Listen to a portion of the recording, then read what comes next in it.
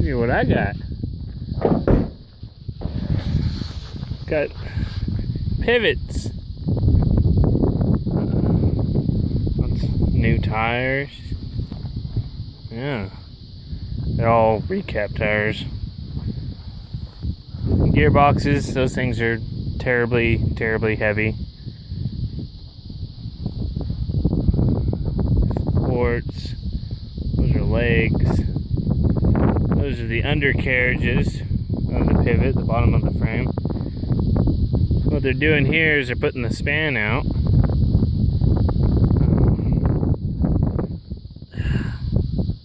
Yeah. These are tin lined.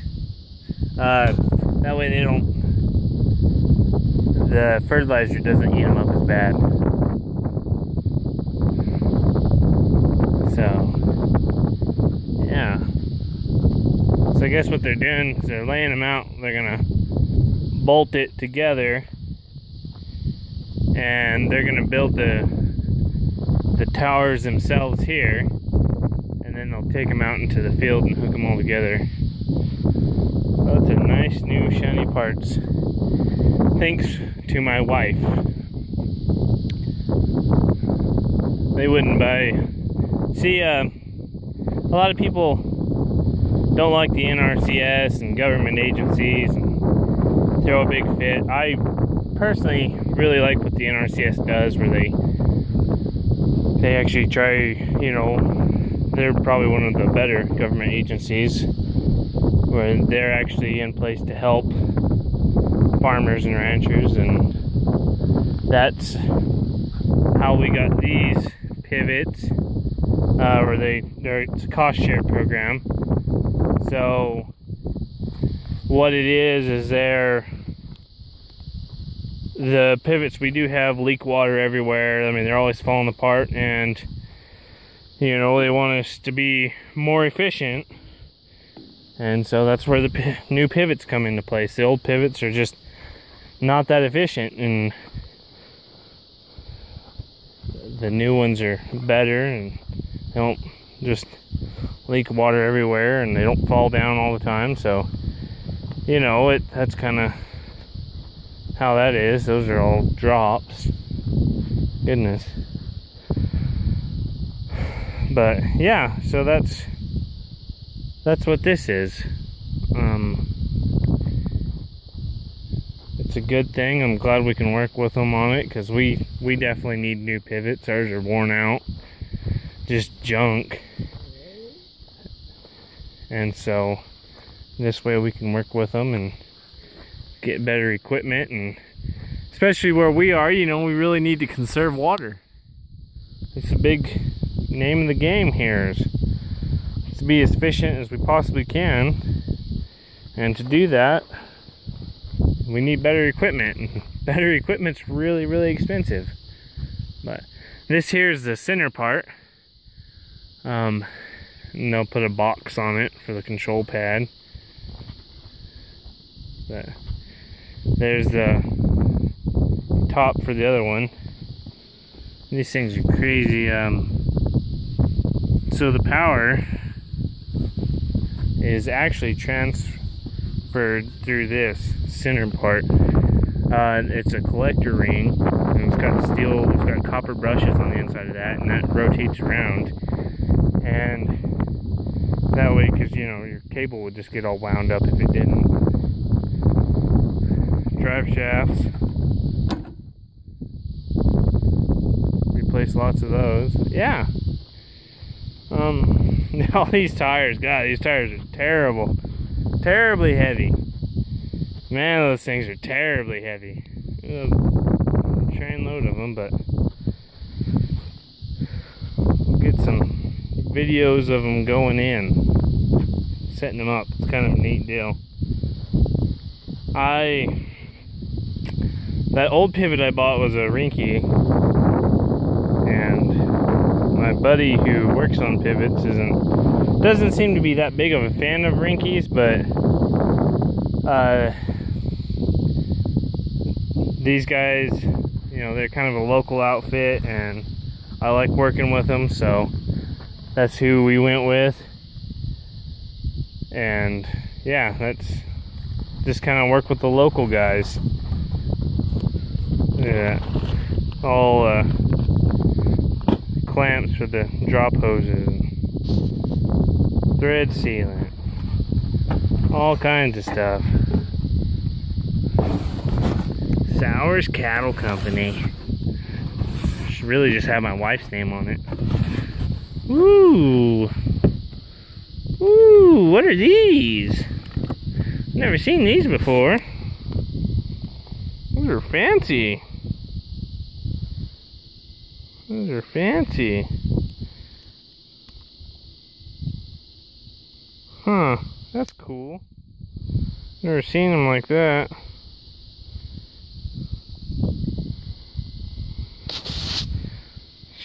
Trying to do this one-handed. I'll put it back in here. They'll be looking for it, wondering where the hell it is. Weights. Those are weights. That's neat. Waited till they're gone so I can start digging through their shit. Motors. Those are friggin' expensive. Yeah, that's even more expensive. The electrical cables. All kinds of cool stuff. Boy, it's like Christmas. And I'm not paying for it. I'll pay for part of it. Honestly, if it wasn't for the NRCS, I couldn't afford this at all. I mean, there's just no way. I couldn't afford to buy a new pivot. And, you know, I'm paying $300, about $300 a day to run my irrigation well. And, you know, you have water that you're losing. That's just not very efficient, and so we just pump more water. And if we got more efficient tools and we can pump less water and save the aquifer, then shit, why not? Let's do it. I'm not and that's what the NRCS is for. This will be the first farm project we've done with them. We do tremendous amounts of range projects with them, and they're a great organization to work with. But they're like any other government agency. They get people in there who are just there to collect retirement, and they're not going to do anything unless they absolutely have to. I wonder what all these are. Ooh, bolts, nuts and bolts. And we've had that problem before. Looking at all their shit. That's fresh paint. That's fresh paint on those. You can see it's stuck in there. These things are ridiculously heavy. You gotta have a buddy to help put those things on. I don't know what the heck all these are. That's to keep the, I know what those are. That keeps the power cable on top of the span. Cool deal. But yeah, thankfully we got some guys now here in our local office who, they're trying anyway. We had one guy there forever who was just a worthless individual. He's kind of one of those people that just needs to be taken out back and just pistol whip a few times. These are they kind of sit along that tower. They're what help move the tower. That's what keep it moving. So like, say this is the end piece, they'll kind of go on top of it, and as it moves, you know, they control a lever on each side. You know, they'll move back and forth, and it'll tell the tower to continue to move forward or not move forward. Uh-oh. Uh-oh. Uh-oh, somebody hit it. Oh well. It'll be alright. It'll be alright. But yeah, so. I'm full of dirt. I'll get that figured out. But yeah, so that's what's going on. Finally, I've been waiting, God, for a couple years, and I just could never get them. So I leased the farm to my wife, and shit, she got it on the first try. But you know, if if you're white male, you sure as fuck ain't gonna get what a Native American or Hispanic person, damn sure a female will get. But there's good reason for that. A lot of the government programs, they have deals for, they call it historically, New Mexico, it's historically underserved, and federally it's socially disadvantaged, you know, because we kind of just, there was a lot of racism and we took a lot of their shit from them, you know, like their land. But you know, that's the past, things happen, and that's, I guess, kind of their way of making up for it. So you get higher rankings than if you're a white male. But you know, you got to play the game. My wife was happy to help out, and that's what it takes to do things. So yeah, there's all my nozzles off my other pivot. I went ahead and pulled them off. So we finally got those.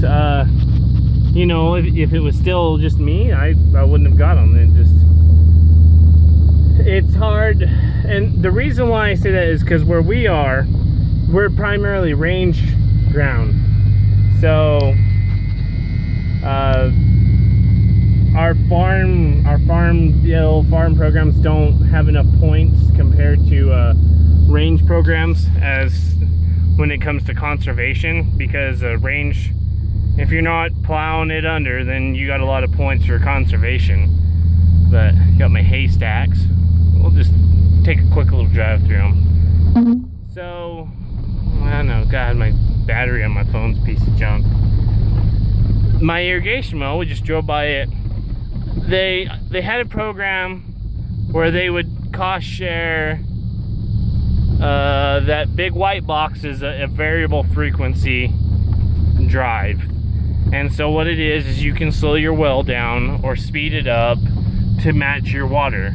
So it makes it way more efficient than old natural gas engines or diesel engines or a lot of the old electric motors. It's way more efficient.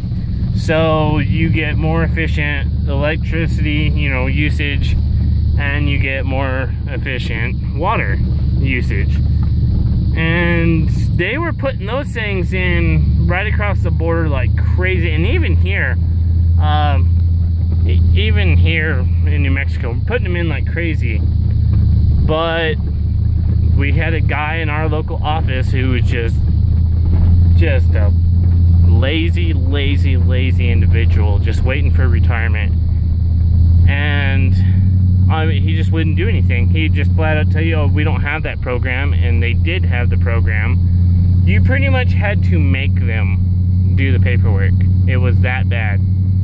And I got tired of dicking around with them, and got tired of just going in circles, and I wanted something more efficient. So I went ahead and went and bought the drive box. You know, that drive box and motor was $32,000. The box itself was $26,000, because I need to be more efficient. I need to be way more efficient in what I'm doing, and it has given me more efficiency. Not as much as I would have liked to have gotten, but I am more efficient at pumping water than I was. So,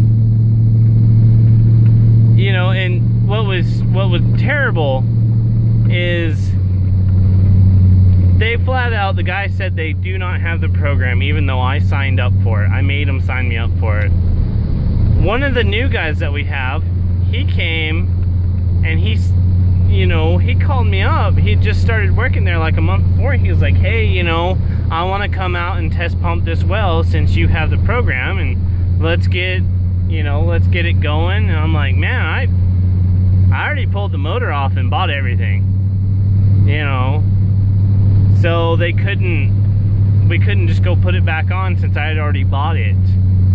And it was just turned into a wreck. It, you know, $32,000 payment that, you know, they could have helped out with. But that's the other downside. They're very good agency as long as they have good people working for them. If they don't have good people working for them, then, you know, you're just not going to get anything done. This is going to be a long video. This field here is where I had my calves on that graze out wheat. And what you see are patches of milo, and the rest of it is field bindweed and lots of mud on my windshield. But there's 320 acres there of dryland farm ground. There's probably 220 acres, if not more, of bindweed, because this man farms for the insurance. I can't talk, for insurance check. You know, it doesn't make what it's supposed to. Well, the reason why it doesn't make what it's supposed to is because the bindweed, and they can it's just a pain in the ass. So I have that shit next to me that I have to deal with. It's just a joke. Just a joke. But they don't care. And over on this side is the wheat straw that I baled. So, I mean, it's just right next to home, not too far.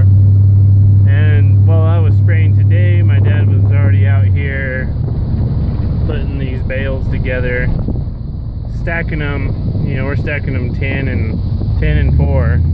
That way we can just pull right between them with the gooseneck trailer, and we leave a gap between the two 5s, pull through them with the gooseneck trailer, load them up and haul ass. And so we get them out pretty quickly that way.